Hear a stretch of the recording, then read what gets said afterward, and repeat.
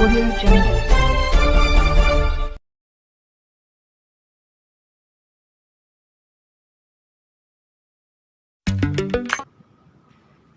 देखो ऐसा है, आई थिंक आप लेट आए हैं मित्र जी। मैंने वो ऑर्डर पूरा पढ़ के बताया। Sorry for that. मैंने आपको पूरा ऑर्डर पढ़ के बताया था। ऑर्डर में एकदम वापस एक बार पढ़ के बताता हूँ। Again let us understand. Hemendra ji को थोड़ा सा क्लैरिफिकेशन नहीं हो रहा। मैंने इसीलिए आपको बताया कि ऑर्डर कई लोगों को समझ में नहीं आया है। ऑर्डर कई लोगों को समझ में नहीं आया है। बहुत छोटा सा ऑर्डर है और मुश्किल से 7 लाइन का ऑर्डर है। ऑर्डर अलग अलग है, रिपीट नहीं। इंग्लिश में लिखा हुआ है, मैं इसको वापस हिंदी में अनुवाद करूंगा। And the grievance of the applicant is that, applicant means हम लोग, pursuant to the direction given by this court on 11/3/2020 the representations have not been decided। अब समझिए क्या कह रहे हैं। 11/3/2020 को गुजरात हाई कोर्ट ने दूसरा ऑर्डर निकाला था। उस दूसरा ऑर्डर में क्या लिखा हुआ था? रिप्रेजेंटेशंस के ऊपर आप डिसीजन लो। किसको बोला था? सेंट्रल रजिस्ट्रार को। कब बोला था ये? 11 मार्च 2020 के ऑर्डर में। पर इसके ऊपर डायरेक्शन देने के बावजूद भी गुजरात हाई कोर्ट के डायरेक्शन देने के बाद भी सेंट्रल रजिस्ट्रार से इसके ऊपर कोई रिप्लाई नहीं आया है। ये सेंटेंस ये कहता है, वापस इंग्लिश में पढ़ता हूं।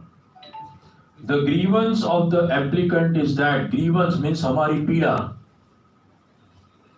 The grievance of the applicant is that pursuant to the direction, means direction देने के बावजूद, इस कोर्ट ने डायरेक्शन दिया था 11/3/2020 को कि आपको रिप्रेजेंटेशन के ऊपर जवाब देना है, पर आपने वो जवाब नहीं दिया। ये ऑर्डर ये कहता है, ठीक है। अब आगे क्या बोलता है? इन द इवेंट, अगर आपने इस रिप्रेजेंटेशन के ऊपर जवाब नहीं दिया, in the event the representations as directed by order dated 11/3/2020 are still not decided. अभी भी अगर आपने ये जवाब नहीं दिया 6 हफ्ते के अंदर, तो ये कोर्ट डिसाइड करेगी एज पर द लॉ कि अब क्या करना है। ये क्या हुआ? इसका मतलब क्या हुआ? It's a final ultimatum. अब बहुत हो गया। 6 हफ्ते के अंदर अगर अब आपने जवाब नहीं दिया तो ये कोर्ट फिर डिसाइड करेगी कि उसको क्या करना है। तो 6 हफ्ते अगर नवंबर 30 तक अगर हम लोग, तो this is not a repeat order. ये कई लोगों को ये समझना जरूरी है और दिमाग में ये डालना जरूरी है कि ये रिपीट ऑर्डर नहीं है और ये कम्युनिकेशन गलत गया था। This communication was wrong to across India. It was a very very clear communication by this order। और कोई भी आप लॉयर को बता सकते हो, वो यही बोलेगा कि 6 हफ्ते में अगर जवाब नहीं आया ना तो मैं डिसाइड कर लूंगा कि मुझे क्या करना है। ये literally it is a warning to the government.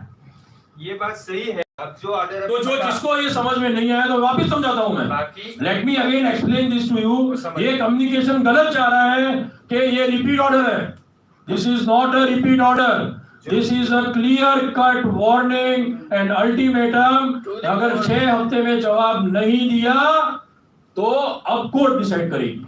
Court decide करेगी क्लियर? रजिस्ट्रार को क्या करना है। इसमें ये भी है कि जो ऑर्डर की कॉपी हमारे पास रखी गई थी उसमें ये डॉक्यूमेंट्स नहीं थे। है, वही है।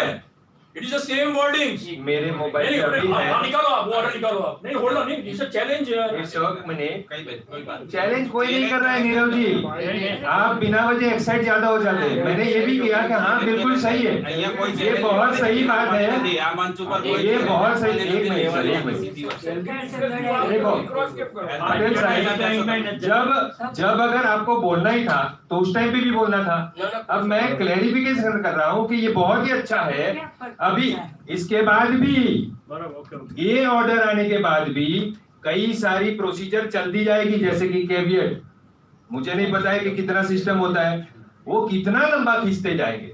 हमारा कहना दोनों ये है, हमने नीरव जी के साथ ही जाकर के विक्रम सिंह वाघेला जी को भी हम मिले थे, लेकिन मुझे कुछ बोलने नहीं दिया था उस टाइम पे, क्योंकि काम ही ऐसा था। हम मिले, देखे उनको, बस उनको देख लिया कि ये विक्रम सिंह वाघेला जी है, खत्म।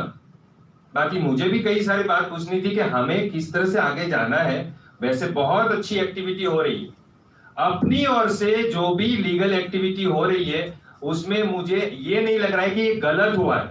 हाँ, कुछ रह जाता है वो जरूर कहूंगा मैं, लेकिन गलत हुआ है कभी नहीं कहा मैंने। दूसरी बात मैं कहूं, नीरव जी जितना एक्साइट हो जाता है, ऐसा जरूरत नहीं है साहब एक्साइट होने की। कोई कुछ पूछ लिया तो इतना एक्साइट क्या होने का। एक बात है, हम सब जॉइंटली वर्क करते हैं। मैंने उनको जब एजिटेशन के टाइम पे सिर्फ पीसी पटेल साहब को भी मैंने बोला था, सर जरा देखिए, सिर्फ मैंने इतना लिखा है कि आपका क्या इन्वॉल्वमेंट रहेगा, मुझे ब्लॉक कर दिया।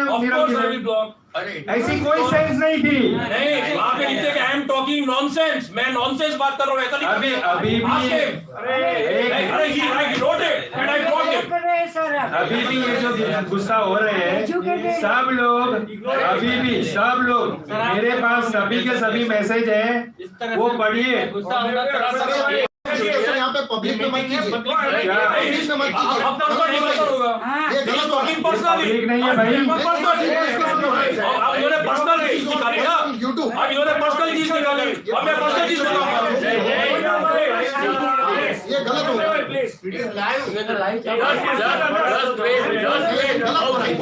We are the members, समझे? हेलो पटेल साहब बैठिए, पटेल साहब ये प्लीज साइलेंट। आप पर्सनल बोलिए ना, मैं भी पर्सनल जवाब देता हूँ। अरे नीरव जी प्लीज साइलेंट सर, आप बैठिए, हेमेंद्र जी बैठिए, पटेल साहब please sit down, Don't argument each other. Please भाई भैया 2 मिनट चुप रहिए पहले। हाँ, लाइव चालू है, हम लोगों को अपनी मर्यादा में रह के बात करें, सिंपल सी बात है सबसे पहले। और मैं आप दोनों से निवेदन करूंगा कि प्लीज साइलेंट और एकदम हेल्थी टॉक कीजिए। हम लोग यहाँ चर्चा और उसके विचार विमर्श के लिए इकट्ठे हुए हैं, कि न कि किसी वाद विवाद को पैदा करने के लिए, ठीक है। और कोई भी, हर इंसान जो भी बात करे अपनी मर्यादा में रह के करे।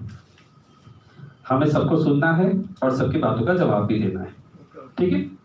हेमेंद्र जी आप भी अपनी जो भी विचार हैं वो रख सकते हैं। एक बार हेमेंद्र जी बोल दे, फिर बाद में आज भी अभी भी मैं कहता हूँ कि दिल से सॉरी कहता हूँ अगर किसी को दिल दुखा है। मेरा कोई इंटेंस कभी भी नहीं रहेगा, मैं कभी अपना जब हमारा काम भी चलता है, जितना भी हम एजुटेशन का या कुछ भी काम करते हैं, हम कोई भी एडवाइजर का फोन आए तब भी ये कहते हैं कि भाई हमारा पैसा लेना है वो आदर्श से लेना है, अगर फाइट करना है तो उससे करना है। किसी भी व्यक्ति से फाइट हमें क्यों करे, क्यों? वो हमारा पहला ब्लड में रिलेशन पहले से ऐसा रखा है हमने कि क्यों किसी से करे। लेकिन जब बात आती है सच्चाई की, तो वो सच्चाई परखने की तैयारी भी होनी चाहिए सबकी। Exactly. ठीक है, और सबको जो चाहिए तो ये मीटिंग के बाद कभी भी मुझे पूछ लेना यहीं पे, ताकि वो यहीं पे पता चलेगा। तो ये नहीं होना चाहिए था, ये कभी नहीं होना चाहिए। बस एक दूसरे को इतना म्यूचुअली स्ट्रांग रहेंगे तभी संगठन बढ़ेगा और हम आगे बढ़िया से बढ़िया काम कर पाएंगे। तो ठीक है, अब मैं तो रखता हूँ यहाँ पे, मुझे जो कहना था वो छोटे से शब्द में कह दिया।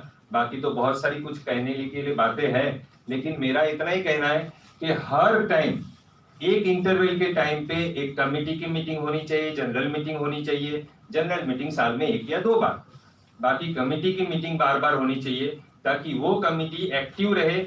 अभी आज के दिन में भी कमेटी के सभी मेंबर इतने एक्टिव नहीं होंगे जितने एक्टिव होने चाहिए, क्योंकि हर एक के लाइफ में कुछ ना कुछ काम रहते हैं, चाहे कोई भी हो, एक ट्रेजरर हो या एक एक्टिव मेंबर हो, कोई भी हो। लेकिन एक पूरी कमेटी भी जिस तरह से एक्टिव होनी चाहिए वो नहीं है। आज मैं मेरी ट्रस्ट की कमेटी चला रहा हूँ, 14 लोग हैं कमेटी मेंबर्स, ट्रस्टी, उनमें से 3 या 4 ही काम कर रहे, 3 या 4 ही, तो कितना काम पहुंचेगा। अगर सब लोग करते हैं तो और डिस्ट्रीब्यूशन हो जाएगा काम का और बढ़िया काम हो सकता है। तो ये सब चीजें हैं जो अपनी कमेटी में सबसे ज्यादा एक्टिव होना चाहिए और ये सब काम आगे इस तरह से बढ़ना चाहिए। ये मेरे रिक्वेस्ट है। Thank you.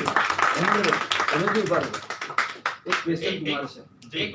आपने बोला तुम्हारी कमेटी कितने 20 कितना 14 लोगों के 14 लोग है, बराबर। कहाँ रहते बड़ौदा में?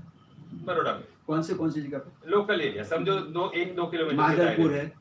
हाँ? अरे हाँ, यहाँ जो कमेटी मेंबर है ना, एक बात रहते हैं, एक कोटाव रहते हैं, एक गांधीनगर। ओके, ये हमारे मुद्दा नहीं है। हेमंत जी बैठिए प्लीज। लेकिन कमेटी की मीटिंग होनी चाहिए सर। हम हेमंत जी बैठिए। देखिए कोई भी